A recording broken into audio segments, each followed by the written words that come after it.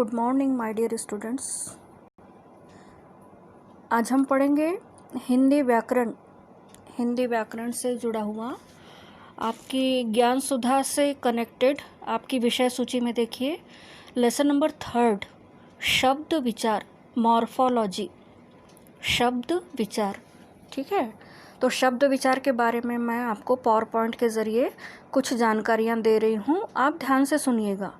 Text book का exercise हम बाद में देखेंगे, पहले जो बताया जा रहा है वो आप कृपा कर जरा ध्यान से सुनिए कि क्या बताया जा रहा है। टॉपिक है शब्द विचार, हिंदी व्याकरण से जुड़ा हुआ टॉपिक है आज का शब्द विचार, इंग्लिश में मॉर्फोलॉजी।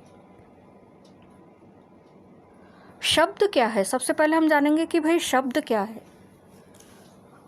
भाषा की लघुतम स्वतंत्र इकाई। भाषा की लघुतम स्वतंत्र इकाई अभी आपको जरा कठिन लग रहा होगा, मतलब भाषा की सबसे छोटी इकाई को हम शब्द कहते हैं। भाषा की लघुतम स्वतंत्र इकाई को शब्द कहते हैं। एक या अनेक वर्णों की स्वतंत्र और सार्थक ध्वनि को शब्द कहा जाता है, ठीक है।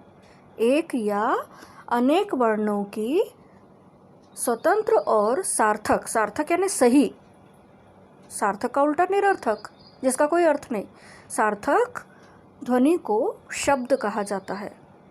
मतलब यहाँ पर एक बात तो समझ में आ गई होगी बच्चों कि वर्णों से मिलकर शब्द बनता है और शब्द अपने आप में एक स्वतंत्र इकाई है।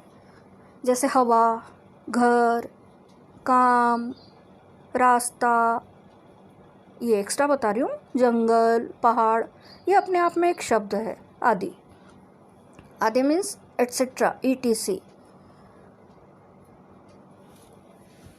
इसके बाद दूसरा एक पॉइंट आ रहा है शब्द भंडार। किसी भाषा में प्रयुक्त हो रहे या हो सकने वाले सभी शब्दों के समूह को उस भाषा का शब्द भंडार कहा जाता है। अब जैसे जैसे हम सभ्य होते जा रहे हैं वैसे वैसे सभ्यता के साथ कुछ नए नए शब्द भी दुनिया में आ रहे हैं आजकल, हिंदी में भी, और कुछ हटते जा रहे हैं, जैसे किलो, कंप्यूटर, तोला, छटाक आदि। ये हैं कुछ शब्द भंडार के बारे में जानकारी। अगली स्लाइड में अब आप देखेंगे तो आपको शब्दों का वर्गीकरण समझ में आएगा। अर्थ की दृष्टि से शब्दों का वर्गीकरण कुछ इस प्रकार है स्टूडेंट्स। एकार्थी, अनेकार्थी, पर्यायवाची तथा विलोम शब्द। पर्यायवाची का मतलब है एक शब्द के अनेक अर्थ वाले शब्द, एक शब्द के अनेक अर्थ वाले शब्द। और विलोम शब्द यानी विरोधी शब्द, विरुद्धार्थी शब्द। प्रयोग की दृष्टि से सामान्य, तकनीकी, अर्ध तकनीकी। अब आपको समझ में नहीं आ रहा होगा ये कि ये क्या है। प्रयोग की दृष्टि से यानी जब हम शब्दों का प्रयोग अपनी लैंग्वेज में लाने का प्रयास करते हैं तो कभी कभी टेक्निकल लैंग्वेज का हम प्रयोग करते हैं, कभी कभी हम सामान्य भाषा का प्रयास करते हैं या प्रयोग करते हैं बोलते समय। अर्ध तकनीकी का मतलब है हाफ टेक्निकल लैंग्वेज हम यूज़ करते हैं कभी कभी। तो इस प्रकार से प्रयोग की दृष्टि से सामान्य, तकनीकी और अर्ध तकनीकी, ये प्रयोग की दृष्टि से अगर आपको समझ में नहीं भी आया होगा तो 6th और 7th के बच्चों ये तुम्हारे लिए कोई बहुत ज़्यादा ज़रूरी नहीं है, ये 8th और 9th के लिए समझना ज़रूरी है। स्रोत और इतिहास की दृष्टि से तत्सम, तद्भव, देशी और विदेशी, इनके बारे में तो शायद आपने पहले भी पढ़ा है, इसके पहली वाली कक्षाओं में। तत्सम, तद्भव, देशी और विदेशी। रचना की दृष्टि से रूढ़ शब्द, यौगिक शब्द और युगरूढ़ शब्द। इस प्रकार से शब्दों का वर्गीकरण कुछ इस प्रकार। First, second, third, fourth. First अर्थ की दृष्टि से, सेकेंड प्रयोग की दृष्टि से, थर्ड इतिहास की दृष्टि से और फोर्थ और लास्ट रचना की दृष्टि से। फिर व्याकरणिक विवेचन की दृष्टि से विवेचन यानी बांटना। व्याकरण में अगर शब्दों का बंटवारा किया जाए तो उस हिसाब से शब्दों का वर्गीकरण कुछ इस प्रकार होगा। जब शब्द वाक्यों में प्रयुक्त होते हैं, यानी जब शब्द वाक्यों में प्रयोग में लाए जाते हैं, तो वे व्याकरण के नियमों के अनुसार ना अलग अलग काम करते हैं।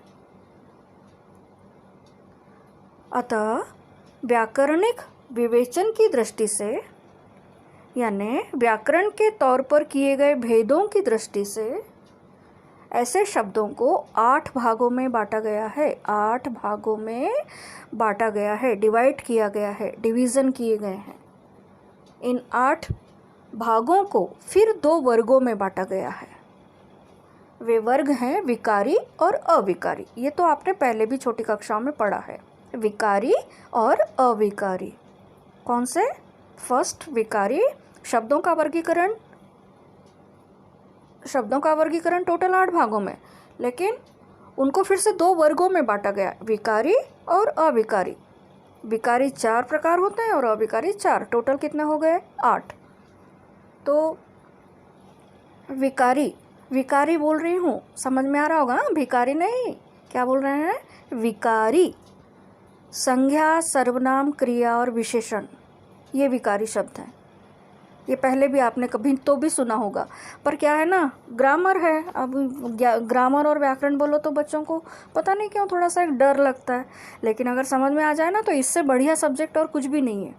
अगर समझ में आ जाए तो हम पढ़ रहे हैं इस समय विकारी, संज्ञा, सर्वनाम, क्रिया और विशेषण।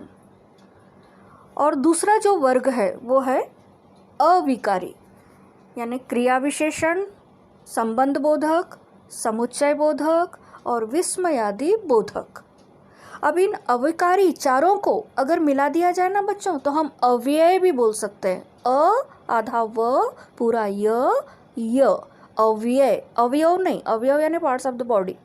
यहाँ मैं बोल रही हूँ अव्यय, अ आधा व य। तो ये है अविकारी शब्द, जिन्हें हम अव्ययों के नाम से भी जानते हैं। क्रिया विशेषण, संबंध बोधक, समुच्चय बोधक और विस्मयादि बोधक अव्यय।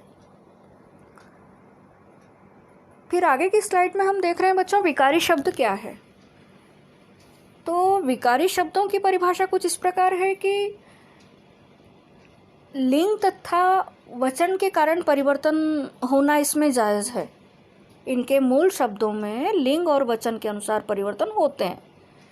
जैसे संज्ञा में देखिए, लड़का, लड़के, लड़कों, लड़की, लड़कियों, लड़कियाँ, हुआ कि नहीं परिवर्तन। सर्वनाम में मैं, मुझको, मेरा, मुझे, यह, इसका, इन्हें, इन्होंने, हो गया परिवर्तन। किसके अनुसार? लिंगों के अनुसार और वचनों के अनुसार। फिर विशेषण में देखो, अच्छा, अच्छी, अच्छे। क्रिया में जाना, जाती, जाता, जाते, जाऊंगा, जा रहा था, गया था, गए थे, जा रहे थे, सो रहे थे, पढ़ रहे थे। अब ये जो एक्स्ट्रा में बताया गया वो यहाँ लिखा हुआ नहीं है, लेकिन आपको समझ में आना चाहिए, है ना। ये सब क्या है? ये वो है टीचर जिन्हें हम विकारी शब्दों के नाम से जानते हैं। लिंग और वचन के कारण इनमें परिवर्तन हो जाता है। संज्ञा, सर्वनाम, विशेषण और क्रिया। फिर अगले स्लाइड में आपको दिखाई दे रहा है स्टूडेंट्स अविकारी, अव्यय। ये देखो वो शब्द आ गया जो मैंने पहले थोड़ी देर पहले बताया था, अव्यय। वहाँ लिखा हुआ नहीं था लेकिन बताया था, अव्यय। अविकारी को हम क्या कहते हैं? अव्यय भी कहते हैं। इनके मूल शब्दों में लिंग तथा वचन के कारण परिवर्तन नहीं होता, जैसे कि विकारी में हो रहा था। ऐसा कोई परिवर्तन नहीं होता। तो इसमें इन अविकारी शब्दों में आता है क्रिया विशेषण। फिर क्रिया विशेषण के और 4 प्रकार है। अब ये प्रकार बहुत ज़्यादा मतलब मायने तो नहीं रखते, लेकिन अब यहाँ है दिया हुआ तो समझ लेते हैं कि क्रिया विशेषण को 4 भागों में बांटा गया है। स्थानवाचक, कालवाचक, परिमाणवाचक और रीतिवाचक क्रिया विशेषण। अब स्थानवाचक यानी क्या? मैं यहाँ खेल रहा था, कुछ लोग वहाँ खड़े थे, इधर कोई आ रहा है। ये सब क्या है? स्थानवाचक क्रिया विशेषण। यहाँ, वहाँ, इधर उधर, कहाँ, किधर, ये सब क्या है? स्थानवाचक क्रिया विशेषण। अगला है कालवाचक क्रिया विशेषण। अब काल यानी क्या टीचर? तो काल यानी समय, जैसे आज, कल, अभी, परसों, नरसों, सरसों, कब आदि। ये सब क्या है? कालवाचक क्रिया विशेषण, जो समय की सूचना दे रहा है। और इससे पहले वाला किसकी सूचना दे रहा था? स्थान की। तीसरा है परिमाणवाचक विशेषण, क्रिया विशेषण, सॉरी, परिमाणवाचक क्रिया विशेषण। इसका क्या मतलब है टीचर? जैसे कम, जैसे ज़्यादा, बहुत, कुछ, तनिक, ज़रा सा उधर सरकिए, परिमाणवाचक क्रिया विशेषण है ना। तनिक मेरी बात सुनो, परिमाणवाचक क्रिया विशेषण है ना। कम, कम बोलो, ज़्यादा काम करो, कम और ज़्यादा क्या है? परिमाणवाचक क्रिया विशेषण। अगला है अंतिम रीतिवाचक क्रिया विशेषण। अब रीति का समानार्थी शब्द है बच्चों पद्धति, तरीका। जैसे तेज, भली भांति, चुपके से, ध्यानपूर्वक, धीरे धीरे, जल्दी जल्दी, दौड़ते दौड़ते, भागते भागते, रोते रोते, हंसते हंसते, घबरा कर, चिल्लाते हुए, तुतलाते हुए। ये तो एक्स्ट्रा बताया मैंने, पर ये सब क्या है? ये है रीतिवाचक क्रिया विशेषण के उदाहरण। जैसे वह तुतलाता हुआ बोल रहा है, यानी उसके बोलने की जो पद्धति है, जो रीति है, वो कैसी है? तुतलाती हुई, इसलिए वो रीतिवाचक क्रिया विशेषण है ना। तो यहाँ तक आपको बात समझ में आ गई होगी। अगला है दूसरा जो अव्यय है, यानी कि अव्ययकारी, वो है संबंध बोधक। संबंध बोधक अव्यय। इसमें आता है के साथ, के बिना, के आगे, के बारे में, के द्वारा, के ऊपर, की जगह, के लिए आदि। जैसे मैंने माता के लिए फल लाए, है ना। उसकी जगह तुम भी होते तो ऐसा ही करते। मैं उदाहरण बता रही हूँ, ये जो उदाहरण दिए गए ना, इनका वाक्यों में प्रयोग करके बता रही हूँ। जैसे मेरे घर के ऊपर एक बंदर बैठा है। जैसे उसके द्वारा वह बात कहना काफ़ी कठिन नज़र आ रहा था। जैसे मैंने उसके बारे में बहुत कुछ सुना है। के बारे में, के द्वारा, है ना। मेरे घर के आगे एक मंदिर है, के आगे, है ना। मैं माँ के बिना नहीं रह सकता, के बिना, है ना। मैं राम के साथ खेलने जा रहा हूँ, के साथ। ये क्या है? संबंध बोधक अव्यय के उदाहरण। फिर अगला है समुच्चय बोधक। इनको हम योजक के नाम से भी जानते हैं बच्चों, योजक, योजक शब्द। जैसे और, या, किंतु, अतः, बल्कि, क्योंकि, ताकि, यद्यपि, यदि, तो, अर्थात, मानो, जिससे आदि। वो समानाधिकारण और व्यधिकारण योजक जो लिखा हुआ है, वहाँ तक ध्यान देने की कोई ज़रूरत नहीं। आप सिर्फ उदाहरण देखिए क्या लिखा हुआ है। और, या, किंतु, परंतु, जबकि, इसलिए, तो, पर, भी, अर्थात, मानो आदि। जैसे समुच्चय बोधक अव्यय कब बनता है? जब दो स्वतंत्र वाक्य या दो स्वतंत्र शब्दों को कोई तो भी योजक आकर जोड़ दे, तो उसे हम समुच्चय बोधक कहते हैं। जैसे मैंने काम किया था, सफल नहीं हो पाया। ये अपने आप में दो स्वतंत्र वाक्य हैं, ठीक है। अब इसको हम योजक जोड़ेंगे। योजक, मैंने काम तो किया था लेकिन सफल नहीं हो पाया। यहाँ देखिए योजक आ गया। लेकिन बाहर बारिश आ रही थी इसलिए नहीं जा पाया, इसलिए, है ना। तुम तो ऐसी बात कर रहे हो मानो तुम ही बड़े होशियार हो, मानो, है ना।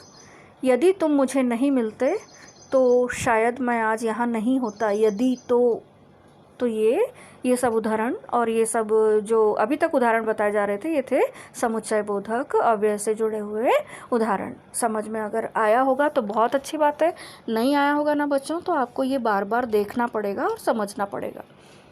इसके बाद आता है विस्मयादि बोधक अव्यय। ये तो खैर इतना मज़ेदार है कि ये बहुत जल्दी बच्चों को समझ में आ जाता है। पहली बात तो ये है कि ये वाक्य की शुरुआत में ही आ जाते हैं ये शब्द। इनसे कई प्रकार की भावनाएं प्रकट होती है। जैसे हर्ष, शोक, अफसोस, खुशी, गम, हैरानी मतलब आश्चर्य, और डर, भय, ये सारी भावनाओं का अचानक प्रकटन जहाँ होता है ना बच्चों, वहाँ विस्मयादिबोधक अव्यय होता है। जैसे वाह कितना सुंदर दृश्य है, जैसे शाबाश, शाबाश कितना बढ़िया काम किया, जैसे हाय, हाय राम उसकी किस्मत में यही लिखा था क्या, जैसे छी छी कितना गंदा पानी है, जैसे ठीक, ठीक है तुम्हारी ही बात सही है, जैसे बच्चों क्या क्या क्या कैसी आवाज़ आ रही है, एकदम डरावनी, बच्चों कोई आ रहा है ना, जैसे अरे चुप क्या बोल रहे हो, मतलब आप किसी को सचेत कर रहे हैं, सावधान कर रहे हैं, अरे चुप क्या बात कर रहे हो, जैसे ये सारे के सारे विस्मयादिबोधक अव्यय है। जैसे धत तेरे की क्या मिला, अफसोस, है ना। इसके बाद इस विस्मयादिबोधक में एक और चीज़ आती है बच्चों, निपात। हिंदी में कुछ ऐसे अव्यय शब्द भी हैं जो निपात कहलाते हैं, निपात। जैसे भी, ही, तो, तक, भर, केवल।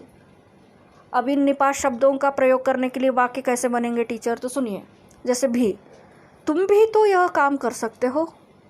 जैसे ही, मैं कल ही तो तुम्हारे घर गया था। तो, मैंने तुमसे तो नहीं कहा था कि यहाँ बैठो।